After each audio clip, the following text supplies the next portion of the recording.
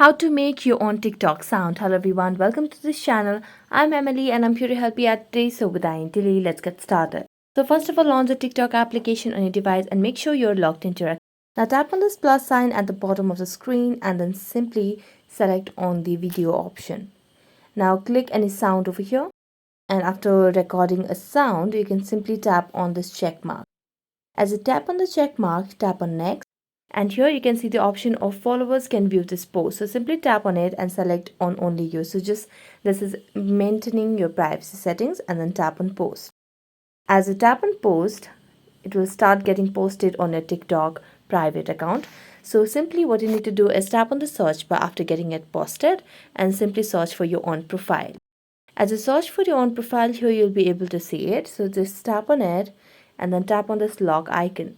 So as you tap on lock icon, you can just tap on it and then tap on this sound over here. And there you go. You have made your own TikTok sound. So that's it. Thank you so much for watching this video. See you next time.